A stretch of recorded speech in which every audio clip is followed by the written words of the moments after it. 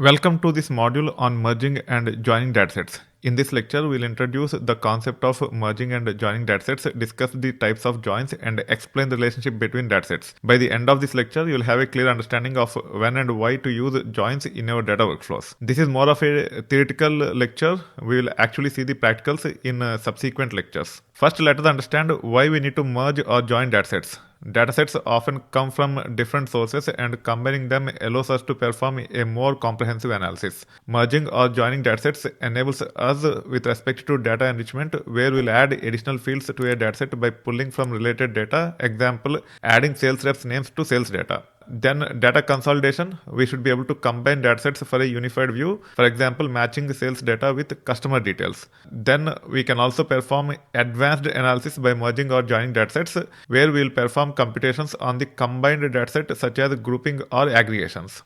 First, we need to make sure we understand relationships between tables. In relational data, we have parent tables and child tables.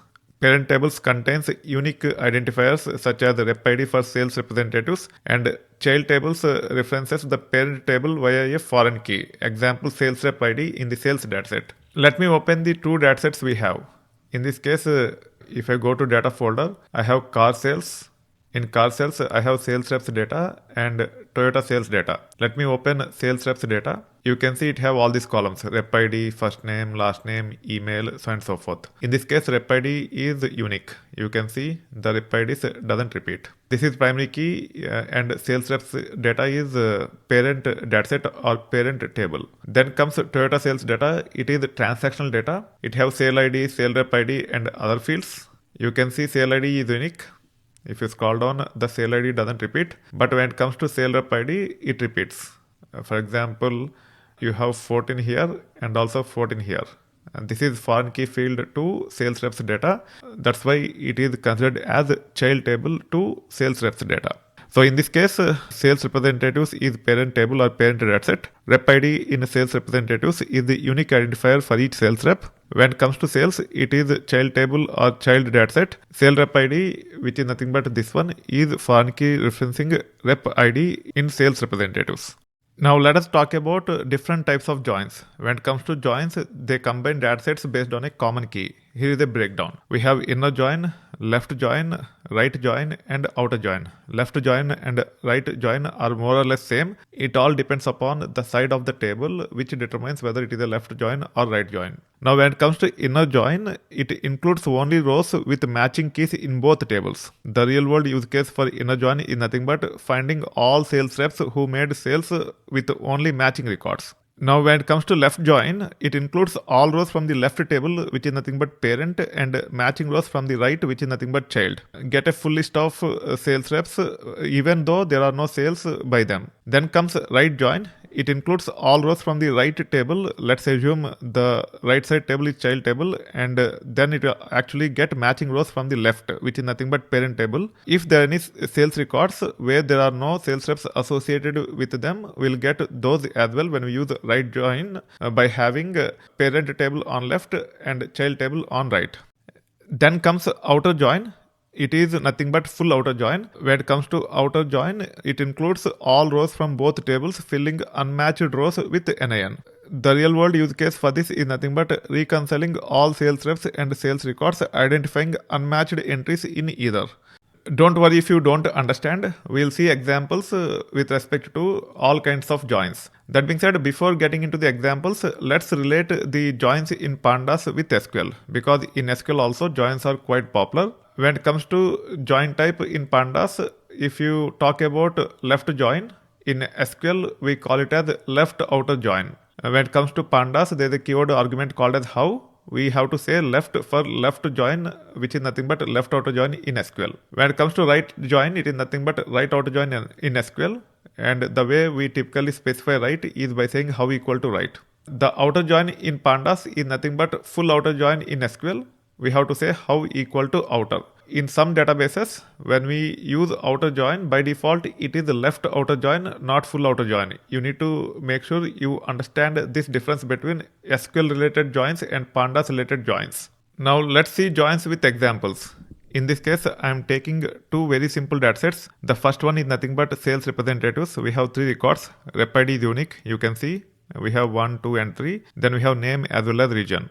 Then comes the sales data. We have sale ID, sale rep ID, and sale amount. Sale ID is unique. You can see when it comes to sale rep ID, we have 1, 2, 4, and NIN. 1 and 2 are there in sale reps also. You can see 1 and 2 in sales reps, but there's no 4 in sales reps. Even though this is a child table, this one is violating the parent-child relationship.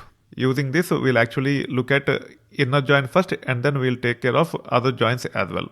When we perform inner join between these two datasets, by default, the data from all the columns will be displayed. You can see we have rep ID, name, region from sales reps, and then sale ID, sale rep ID, and sale amount from sales. And you can see it is only giving us two records based on two sale rep IDs we have in sales. The other one, which is nothing but 4 and NIN, are not displayed here because inner join will only get matched data from both the datasets.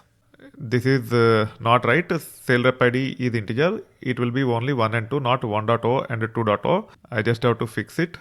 Now let's talk about left join or left outer join. When it comes to left outer join, it includes all rows from the left table, which is nothing but parent, and matching rows from the right, which is nothing but child. You can see here, even though there is no record with respect to rep ID in sales, it is displayed here. And when it comes to values with respect to columns in sales, all the values are NIN.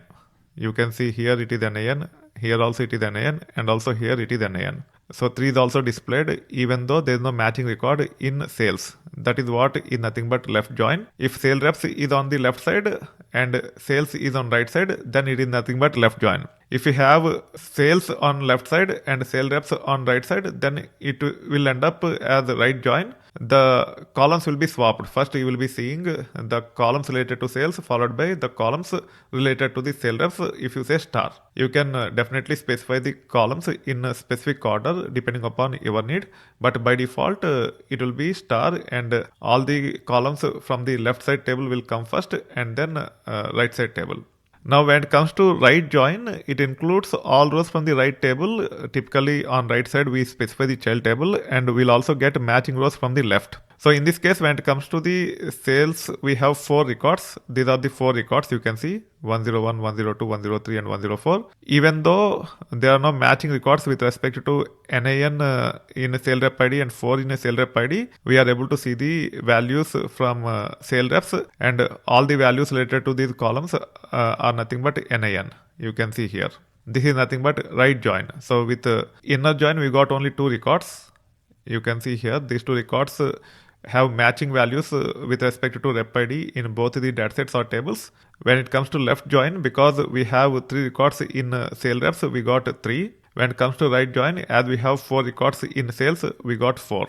Now when it comes to full outer join, it is nothing but union between left join and right join, and you will get 5 records. You can see whether there are matching records with respect to rep ID in both the datasets or not. We are able to see the values without any issues. As there is no entry for sale rep ID 3 in sales, we got NINs in sales data. You can see here. As there are no corresponding sale rep IDs for NIN and 4 in sale reps, we got NINs with respect to sale reps data in full outer join results. This is what is nothing but full outer join. Full outer join is nothing but left outer join union right outer join. In this case, you can say sale reps left outer join sales union sale reps right outer join sales. It is nothing but full outer join between sale reps and sales. Now, before we move on to joins in action, let's go through best practices as well. First, we need to ensure relationships are defined clearly. Ensure that the joining columns, which are nothing but keys, are well defined and match across tables. You also need to ensure you choose the right join type. Use inner join for analyzing intersecting data. Use left join to retain all parent records. Use right join to retain all child records. Use outer join for reconciliation or identifying unmatched rows. No matter which join you perform, it is better to specify the parent table first. Also, you need to ensure you validate keys so that you don't mess up with join columns. One of the common mistakes with respect to join is nothing but people end up joining using primary key fields between two datasets. In this case, sale ID is primary key in sales data and sale rep ID is primary key in sale reps data. If you end up joining these two, then you will not get the results which you are expecting. You should be troubleshooting these kind of issues by inspecting the results, also by inspecting the missing data. Keep in mind, you always inspect results, which means you should always verify the results of your join by inspecting row counts and missing data. That way, you should be able to troubleshoot any issues with respect to your join conditions. In the next lecture, we'll begin with the inner joins, diving into practical examples using custom data frames. See you there. Once we go through all the key concepts using custom data frames, we'll also see real world example where we'll end up joining our sales reps and sales data which is there in CSV format.